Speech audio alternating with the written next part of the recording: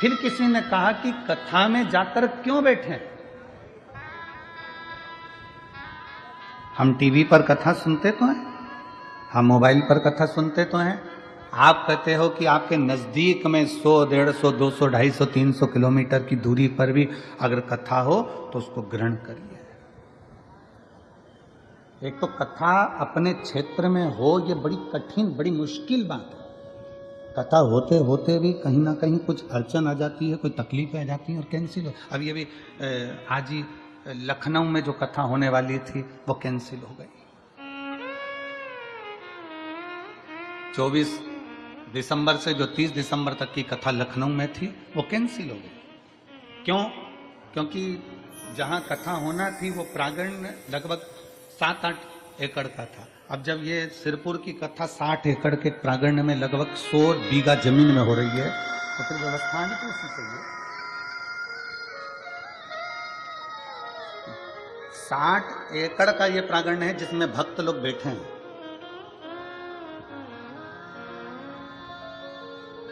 सौ बीघा जमीन के अंदर अंदर ये पूरी व्यवस्था करी गई।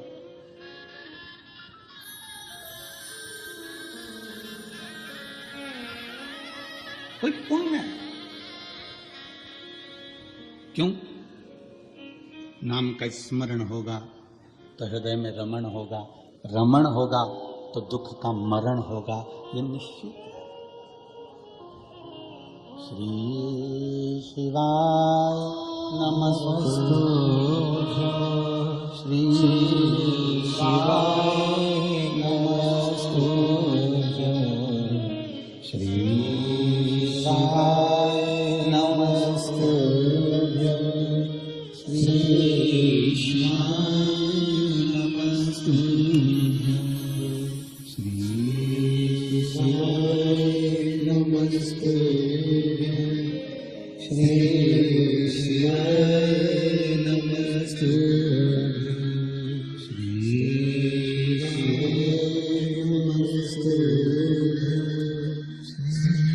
शिवाय नमस्तु, फिर किसी ने पूछा कि गुरुजी पंडाल में बैठ के कथा क्यों सुने? टीवी पर सुन ले हम, मोबाइल पर सुन ले हम, पंडाल में क्यों? तो याद करो 3.5 करोड़ रोम छिद्र ये मनुष्य के शरीर में 3.5 करोड़ रोम छिद्र है। इस मनुष्य के शरीर बारीक बारीक रोमों को अगर ये पूरे शरीर के एक एक रोमों को गिना जाए तो 3.5 करोड़ रोम पूरे शरीर में है। कितने हैं? जम के बोले जरा। 3.5 करोड़ रोम छिद्र मनुष्य के शरीर में। अग्नि पुराण में एक प्रसंग मिलता है कि पूछा गया कि ये 3.5 करोड़ रोम छिद्र परमात्मा ने मानव के शरीर में क्यों दिए? तो कहा गया, अग्नि पुराण कहती है कि 3.5 करोड़ बार मनुष्य को एक दिन में भगवान का नाम लेना पड़ेगा तब तरेगा। अब मेरी जीजियों, मेरे जीजाओं, मेरी बेटियों, मेरे बेटाओं, मेरी माताओं, मेरे भाई, जितने आस्था चैनल पर सुन रहे हैं, जितने फेसबुक यूट्यूब पर सुन रहे हैं और जितने पंडाल में सुन रहे हैं, आप और हमसे भी कोई पूछेगा कि गुरुजी आपने 3.5 करोड़ बार क्या भगवान का नाम कभी लिया है? आपने लिया है 3.5 करोड़ बार एक दिन में भगवान का नाम? जम के बोलो जरा। कोई संत, साधु, सन्यासी, तपस्वी भी नहीं होगा जो एक दिन में 3.5 करोड़ बार भगवान का नाम ले। तो अग्नि पुराण में आया कि ये मनुष्य तो 3.5 करोड़ बार भगवान का नाम ले ही नहीं पाएगा, फिर इसका क्या होगा? और शास्त्र कहता है जिसने 3.5 करोड़ बार भगवान का नाम ले लिया तो उसके दुख भगवान धीरे धीरे काटना चालू कर देता है। तो फिर ये 3.5 करोड़ बार बोल ही नहीं पाएगा तो इसका दुख भी नहीं कटेगा। तो फिर अग्नि पुराण ने कहा कि एक काम हो सकता है। शंकर जी बोले पार्वती से, पार्वती 3.5 करोड़ बार कोई अकेला बैठकर नाम नहीं ले सकता, तो कथा के मंडप में जाकर बैठ जाए। जब कथा के मंडप में किसी नाम का उच्चारण होगा, सब एक साथ बोलेंगे, ताली भी बजाएंगे, वो अक्षर जब एक एक के मुंह से निकलेगा, आपस में टकराएगा, छार छार हो जाएगा, तो 3.5 करोड़ रोम छिद्र में समा जाएगा और उसका कल्याण होगा। अब लोग कहते हैं महाराज जी, लोग पंडाल में कथा सुनने के लिए आते हैं तो इनका दुख क्यों कट जाता? कैसे कट जाता? इनका दुख कटता कैसे? उसका केवल एक कारण है कि आपके मुख से श्री शिवाय नमस्तु, श्री शिवाय नमस्तु, श्री शिवाय नमस्तु, श्री शिवाय नमस्तु, श्री शिवाय नमस्तु, श्री शिवाय नमस्तु। जब आप नाम का उच्चारण करते हो, आपके मुख से शब्द निकलता है, वो टकराता है। अभी इसका कोई प्रमाण है कि शब्द टकराता है? उसका प्रमाण है गीता जी का उपदेश। गीता का उपदेश कुरुक्षेत्र के मैदान में भगवान कृष्ण ने अर्जुन को गीता सुनाई। बोलो, सुनाई कि नहीं सुनाई?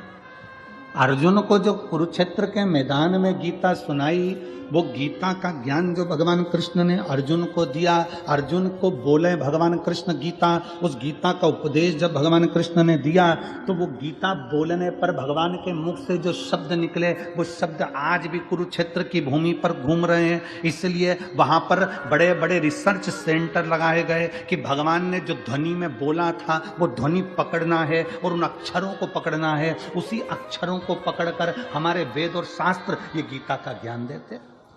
अक्षर जो तुम बोलते हो वो वायुमंडल में हमेशा रहते हैं, वो गूंजते रहते हैं, वो कभी समाप्त नहीं होते। हमारे द्वारा आपके द्वारा बोले गए अक्षर, हमारे द्वारा आपके द्वारा बोले गए शब्द कभी समाप्त नहीं होते, वो घूम के हमारे पास आते हैं। आप किसी को बंद कमरे में एक ताला लगाओ, एक कमरा बंद करो, 2 कमरा बंद करो, 3 कमरा बंद करो, 4 कमरे बंद करके अकेले कमरे के अंदर आप किसी की निंदा कर कर देखो, जिसकी निंदा करिए उस तक वो बात पहुंच ही जाती है। अब लोग कहेंगे हमने तो अकेले में की थी, ये बात उसके तक पहुंच कैसे गई? क्योंकि हमारे शरीर की वाइब्रेशन, हमारे शरीर की तरंगे हमारी बात को ले जाकर वहां तक छोड़ देती है जिसके लिए हमने कहा है।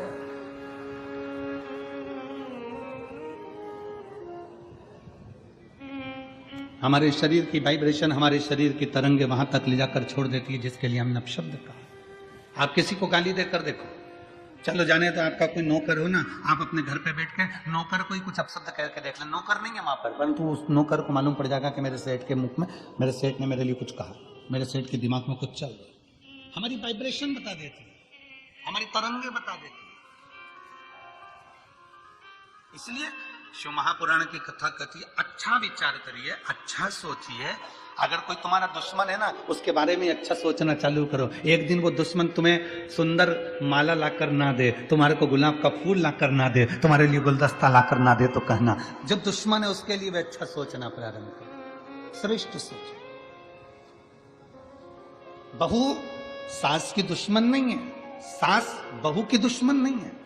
अगर बहू की दुश्मन होती सास, तो अपनी रकम तुड़वाकर बहू को ना देती शादी के पहले, शादी के समय पर। अगर सास तुम्हारी दुश्मन होती तो 1-2 लाख रुपए शादी में खर्च नहीं करती, 5-5, 10-10 हजार की साड़ियां, लहंगा तुमको नहीं दिलाती अगर तुम्हारी दुश्मन होती तो। और बहू अगर तुम्हारी दुश्मन होती तो वो अपना घर छोड़कर तुम्हारे घर में नहीं आती तुम्हारी गुलामी करने के लिए। ना सास बहू की दुश्मन है, ना बहू सास की दुश्मन है। ये दोनों रहते रहते एक दूसरे से बोलते नहीं, अपशब्द नहीं बोलते, पर अंदर ना जाने कैसे कैसी अंटी पालते रहते हैं, अंदर की वाइब्रेशन ऐसी कर लेते हैं। मम्मी ने ऐसा कर लिया, पापा ने ऐसा कर लिया, अंदर से सोच रहा है, तो वो वाइब्रेशन तुम्हारी सास तक पहुंचती है, सास की वाइब्रेशन बहू तक पहुंचती है, और दोनों का मनमुटाव आपस में चालू हो जाता है। और एक दिन ये होता है कि घर में अलग अलग हो जाते हैं। ये हमारे शरीर की वाइब्रेशन, ये हमारे शरीर का विचार है, ये हमारी दृष्टि। आप अच्छा सोचो ना। एक स्त्री, एक पत्नी रोज पति पर शंका करती है, रोज प्रतिदिन शंका करेगी, मन में शंका भरा गई है तो शंका करती रहेगी, शंका करती रहेगी, शंका करती रहेगी, शंका करती रहेगी। आखिर में पति को मालूम पड़ जाएगा कि शंका कर रही है। पति शंका करेगा तो मालूम पड़ जाएगा कि पत्नी शंका कर रही है। ये हमारी वाइब्रेशन है, हमारे शरीर की, जो वहां तक पहुंचा दे। ये हमारे शरीर की वाइब्रेशन है जो वहां तक पहुंच रही है। शिव पुराण कहती है अच्छा सोचो। जब हम भगवान का नाम जाप करते हैं तो वो मंत्र टूटता है जब आपस में टकरा कर। तो जितने शिव भक्त यहाँ बैठकर कथा कर तत्व ग्रहण कर रहे हैं, लाखों शिव भक्त भगवान शंकर की कथा सुन रहे हैं। कोई टीवी के माध्यम से, कोई मोबाइल के माध्यम से कथा सुन रहा है, और जब वो भी मंत्र का जाप करता है तो उसकी वाइब्रेशन उस तक पहुंचती है और उन सबका कल्याण हो जाता है, जो चाहे टीवी पे सुने चाहे मोबाइल पर सुने। श्री शिवाय नमस्ते। श्री